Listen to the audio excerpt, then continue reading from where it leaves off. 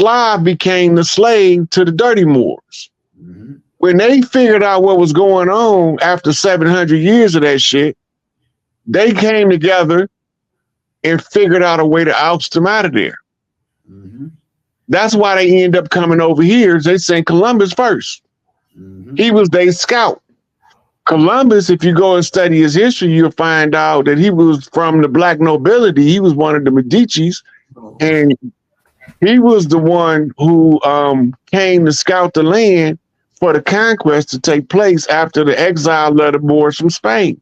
This is all a contrivance that had nothing to do with us. But since we inherited the suffering of this shit, we had to fight back as best we could. And we fought back in the Gullah War, so we was almost depleted on both sides. Then war has a lifespan and it evolves just like people do. Just like you get old, turn gray, get crippled, broke over, die. The same thing with warfare. You can't have a never-ending, all-out battle, bloop, bloop, bloop, bloop, bloop, bloop, bombs and bullets and cannons and shit. That's gonna come to an end. At some point, somebody's gonna lose. You're either gonna lose by total annihilation of both sides, or one side gonna be so crippled that if they get attacked by somebody else, they won't be able to defend themselves. So at some point in the war, the escalation has to go to another level. So you take the physical war to the spiritual realm, and you have a conjure war to end the physical war so that you don't upset the balance of nature. Mm-hmm. Hey, it says, I'm going to take a couple questions from the crowd. We had 1 hour. Hold on, let's see. It says, why is the Mormons in our black situation? I am recording our ancestry. Oh, that's interesting. Oh, yeah, hey, Rod. Yeah, about the Mormons. Remember we traced them to the same people, the Black Hand. They the Black Hand. No, the Mormons, she talking about Jesus. The Mormons is the Jesus Christ and Latter-day Saints. They study the Book of Mormon.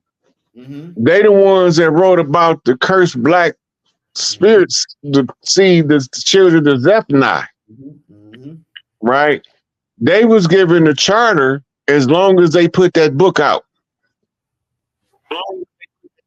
The Book of Mormon had to be part of their doctrine, unless they talking about Quakers. Because at one time, Quakers was called Mormons too. And they do all of the woodwork and don't do no modernization and none of that. Right. When we accept immigrants to this land, we got a rule. It say your own vine and fig tree. Right.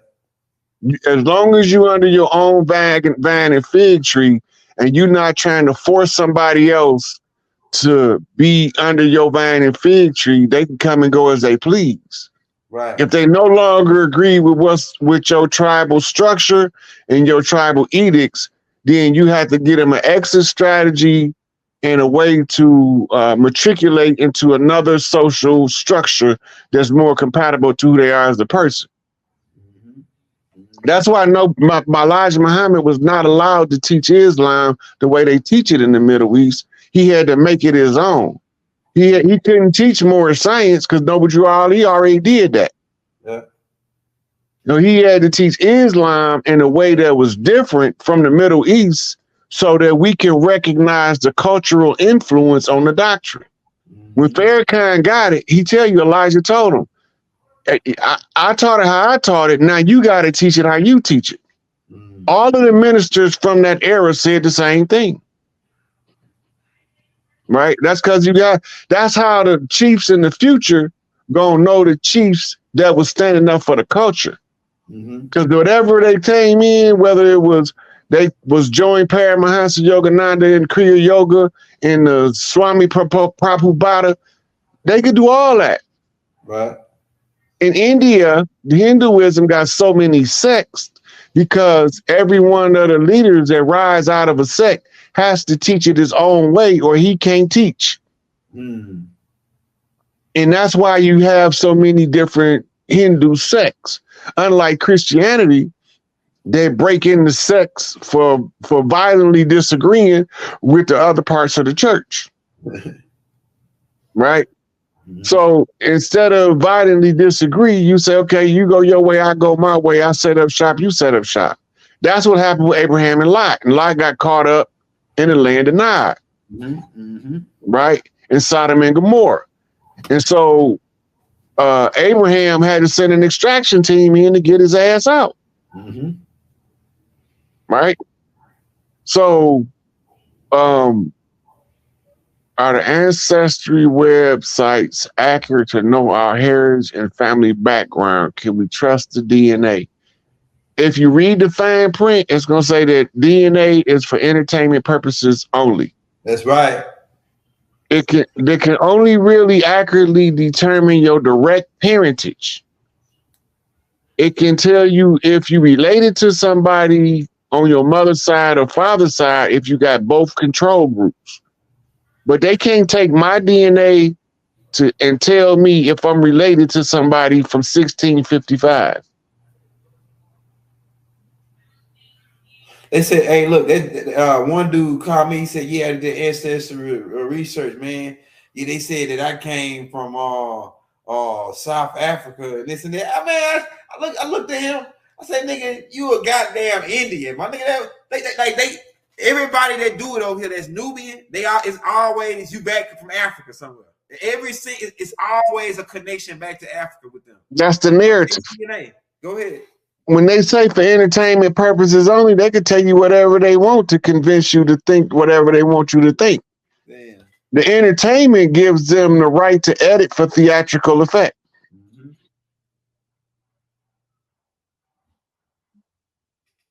I don't know what that is, Elder. Yeah, me neither. It says Kirtan and Groovers stand for. I don't know. I'm about to look that up. Okay. Okay, so the word emancipation, right? That don't mean free nothing. That means to change the status from one type of ownership to a different type of ownership. Proclamation means somebody says something out loud to the people. Right? So that was when they was giving notice that they was taking slavery from the private sector and putting it under the public sector of the legal fiction. That's what that is. They wasn't freeing no slaves. So they was giving the tribes that was outlaws what we call trustee status. And if they if they came belligerent to the system, then they crashed down on them with the whole weight of the law.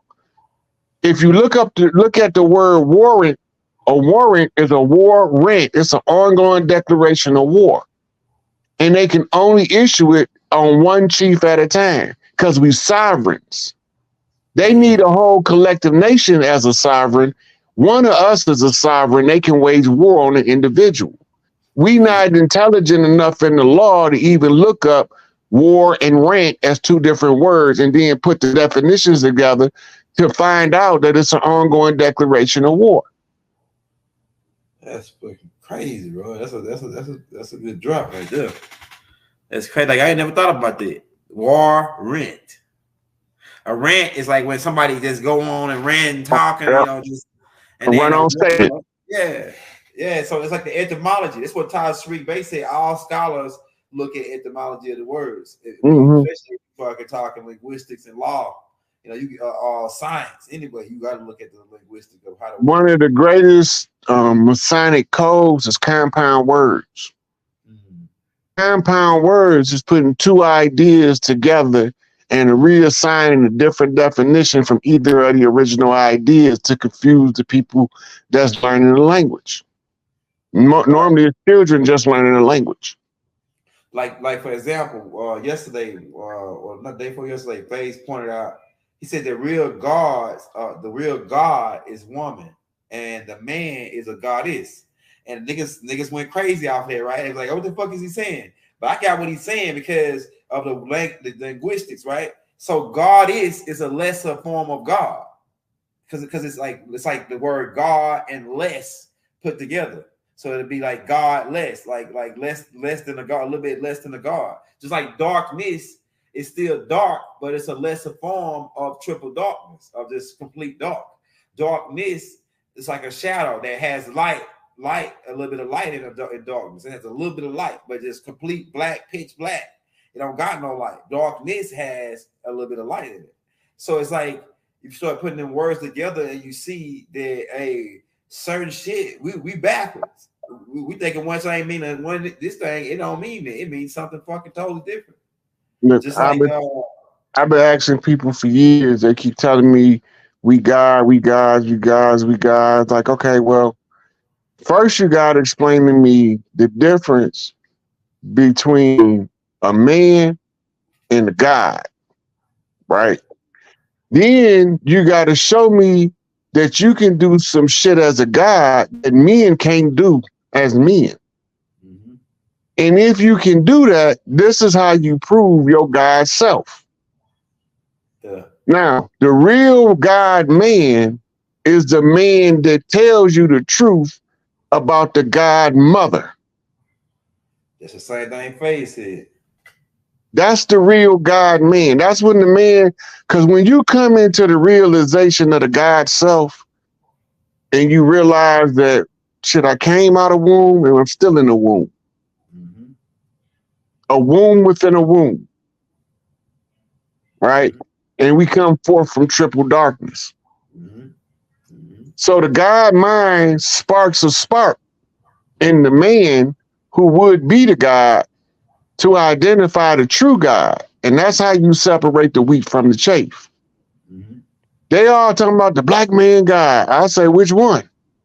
Which black man and which God is he? Right? Because God is Gad and Gad is the truth. So which one of these niggas in the truth is this God Gad that you talking about? And how do you know that he more Gad God than the next man? Right. Right. Right. So they normally get stuck and then they'll come out with, you tell the tree by the fruit it bear. Well, why you niggas ain't bearing no fruit? The only motherfuckers I know bear fruit is women. Right. Men don't bear no fruit. You don't drop no little you. You go ahead and get permission from the real God to drop a little you in her in order for her to mold and form and fashion as the master mason.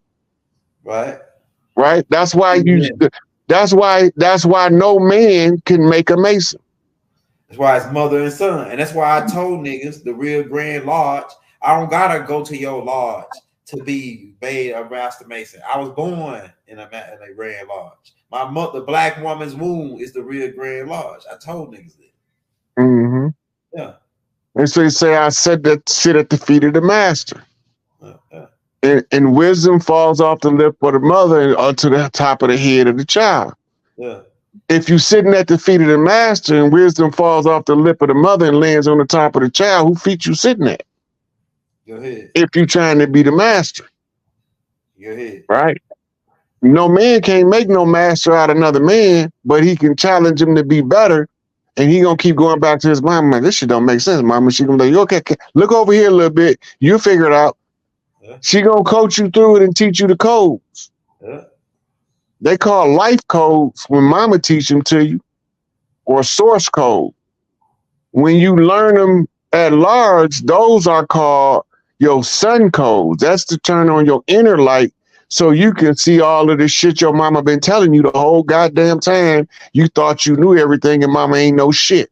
When she raised and fed 13 motherfuckers that she bear and the rest of the motherfuckers in the family as they came and went throughout your lifetime and they never break a sweat. Yeah. My grandma had 21 kids and she had raised some of their kids. They each had 5 or 6 kids. She raised kids for 5, 6 generations. That was how we rolled. Yeah. That was how we rolled. That was how we kept our community strong. Mm-hmm. They came and broke our families up. With paperwork. With paperwork. Yeah. Yes, yeah. That's how they took the land with the sharecropping agreements using the paperwork. Mm-hmm. The paperwork is the paper chain. To break free from the paper chain, know that anything that you need a signature for is a contract with the enemy. Right. And once their system fall and our system come online, The only thing you're going to need to do paperwork is to organize your thoughts in order to build your empire. Go ahead. Go ahead. Hey, we got any more questions? We got about 15 minutes. We ain't got to run this one long. This one here's going to be a quick one. But we're going to come back with another one, Rob. We're going because they got another one. They want to talk about something else. It says, what does it say? Y'all got any more questions? This is our land. Yeah, that's right. This is our land. Hey, how about that dude on, I don't know if you ever seen that movie, Mandingo. Well, that dude, they were finna get ready, they got that dude to catch him, right? That other black boy to run him down and catch him. And then when they caught him, they put him on the wagon. And they hung him. They had him hanging up in there right there finna get ready to hit the horse. And they said, you got anything you want to say before we hang you? He said, yeah. He said, you motherfuckers got fired out. He told them niggas, he said, white man ain't killed me. Yeah. Nigga, you killed me, nigga. Yeah. You killed me. he said, that was Mandingo with Ken Norton. He said, white man ain't killed me. Yeah. You killed me.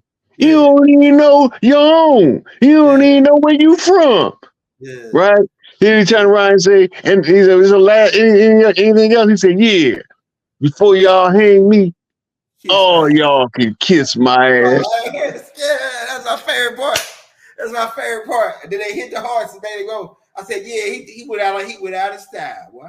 He told them motherfuckers kiss his ass right after you hang me, kiss my ass. Right after you hang me, kiss my ass." I said, "Oh yeah." I wanted to watch that 2 or 3 times. That like what right there, man.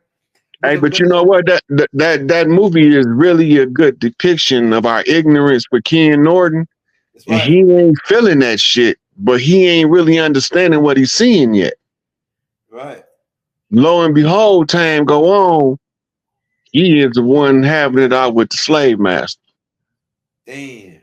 You gotta remember, they was trying to make him, cause you know, Miss Ann invaded him up into the house and got her some Mandingo. Yeah, right? He didn't pop the vein out of her. He didn't pop the main vein out of her forehead. Right? Then 9 months later, she had this big old buck nigga baby. Yeah. And now the slave master mad because he done knocked up Miss Ann. And so he trying to make him take a bath in a boiling hot vat. Yeah. Right. Now remember, he the one end up stabbing Mr. Charlie with the pitchfork, pushing him over into that hot ass boiling water. I'm not getting them out of that water hot. Yeah. Yeah, that's funny, man. That shit was funny. But it tells the story of how he came to the plantation in ignorance, not knowing who he was. Yeah.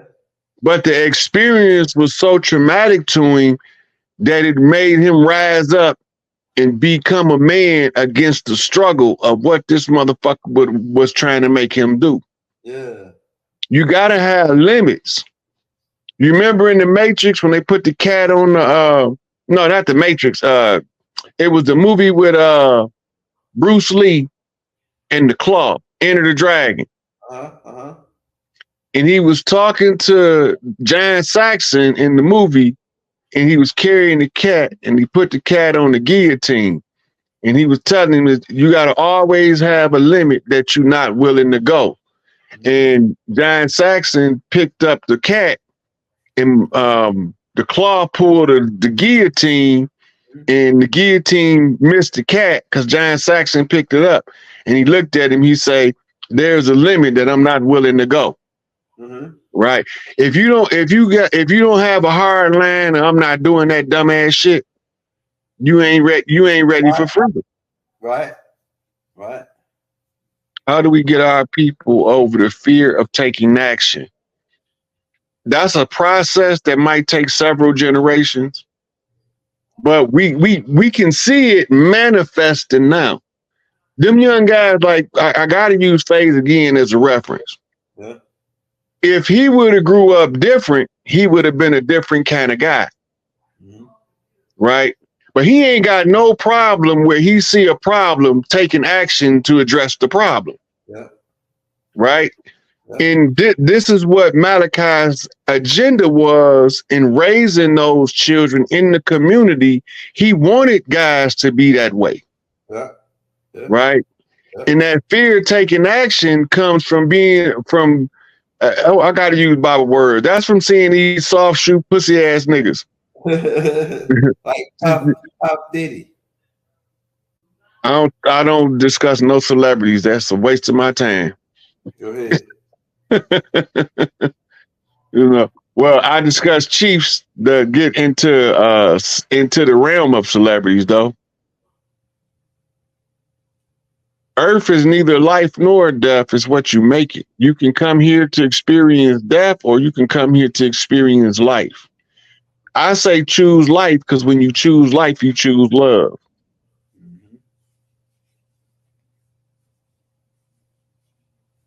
Digital billing is still paperwork. That's right. Right.